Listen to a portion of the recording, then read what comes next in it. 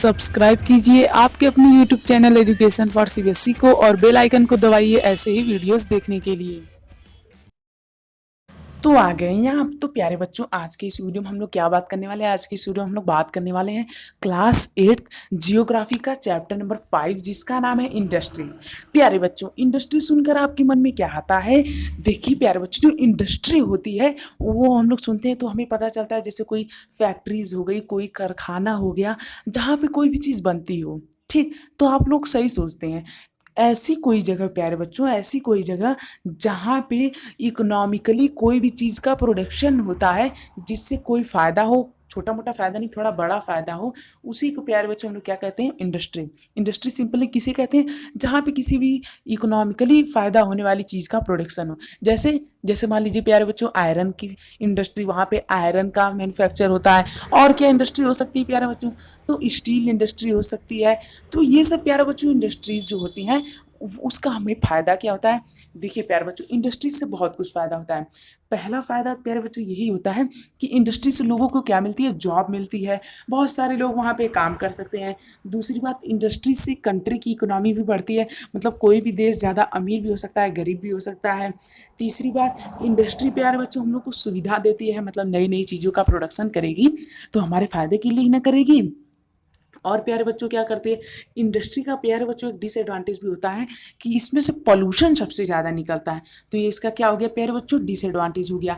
तो ये था इंडस्ट्री के बारे में जो कि आप लोगों को पता होना चाहिए, और पता भी होगा यार, इंडस्ट्री के बारे में ये सब तो पता ही रहता है। ठीक, अब प्यारे बच्चों बात करते हैं यहाँ पे कि इंडस्ट्री जो होती है प्यारे बच्चों इसका क्लासिफिकेशन कैसे होता है, यानी कि क्लासिफिकेशन ऑफ इंडस्ट्री के बारे में अब हम लोग बात करने वाले हैं। तो यदि आप लोग यहाँ तक आ चुके हैं तो प्लीज़ हमारे चैनल को सब्सक्राइब कर दीजिए प्यारे बच्चों।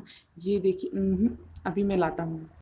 तो प्यारे बच्चों देखिए, जो क्लासिफिकेशन इंडस्ट्री होता है वो कैसे होता है? Agro based industry. तो प्यारे बच्चों ऐसी इंडस्ट्री जिसमें एग्रीकल्चर से रिलेटेड की चीज़ों को किया जाता है उन्हें हम लोग क्या कहते हैं? Agro based industry. और मिनरल बेस्ड इंडस्ट्री क्या होती है? मिनरल बेस्ड इंडस्ट्री वो होती है जिनमें मिनरल को हम लोग रॉ मटेरियल के रूप में यूज करते हैं। अब आप लोग सोच रहे होंगे यार रॉ मटेरियल क्या होता है? कोई बात नहीं, बता रहा हूँ। देखिए, कोई भी प्यारे बच्चों यदि इंडस्ट्री आप लोग खोल रहे हैं तो उसके लिए आप लोग को रॉ मटेरियल को इकट्ठा करना बहुत ही ज़रूरी होता है। ऐसा क्यों प्यारे बच्चों? मान लीजिए प्यारे बच्चों, आप लोग क्या कर रहे हैं? खाना बनाने की सोच रहे हैं। खाना बनाने में यदि आपके पास ना तो कोई अनाज है, ना तो कोई मसाला है, ना तो कोई तेल है, तो क्या आप बना पाएंगे? नहीं, जीवन में नहीं बना पाएंगे। इसी तरह से प्यारे बच्चों यदि आप लोग कोई भी प्रोडक्ट बनाना चाहते हैं, कोई भी इंडस्ट्री खोलना चाहते हैं, तो आपके पास रॉ मटेरियल होने चाहिए जो जो ज़रूरी है उस चीज़ को बनाने में।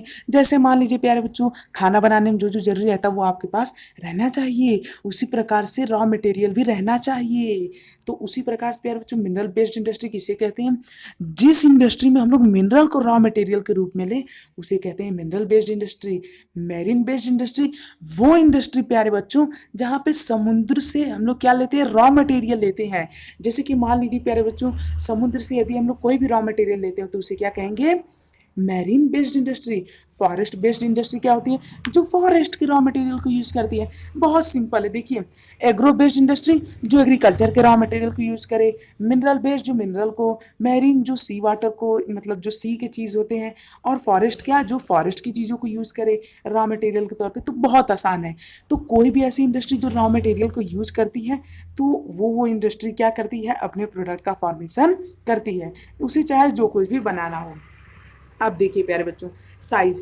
अब आप लोग ये सोच रहे होंगे कि इंडस्ट्री का साइज़ कैसा होना चाहिए। हाँ सही सोचें, इंडस्ट्री का साइज़ कैसा होना चाहिए? साइज़ के अकॉर्डिंग पे इंडस्ट्री को हम लोग दो पार्ट में डिवाइड कर सकते हैं, स्मॉल या फिर लार्ज।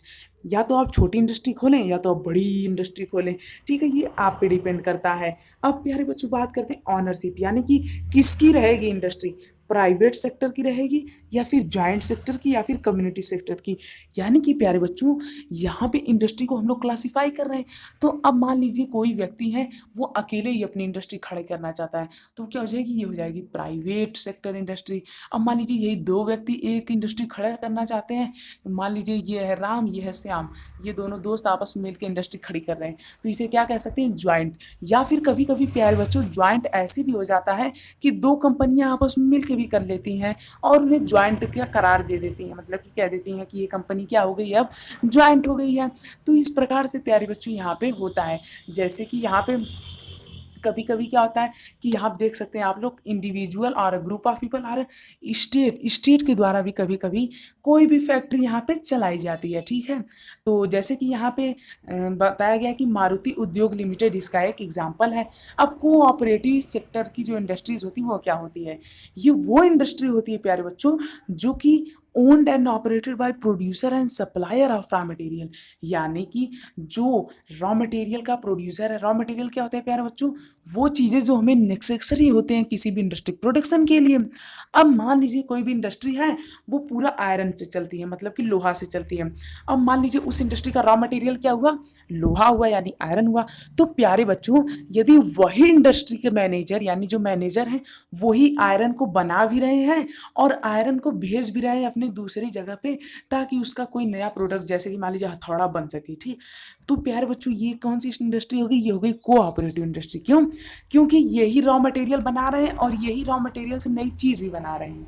मतलब कि प्यारे बच्चों कोई ऐसी इंडस्ट्री जिसमें रॉ मटेरियल भी खुद ही बनाए, रॉ मटेरियल यानी सब्जी में सब्जी भी हम खुद ही बना रहे हैं और मसाला भी हम खुद ही बना रहे हैं, तो वो वाली हमारी इंडस्ट्री कैसी हो जाएगी, वो वाली प्यारे बच्चों हमारी इंडस्ट्री हो जाएगी कोऑपरेटिव सेक्टर की इंडस्ट्री।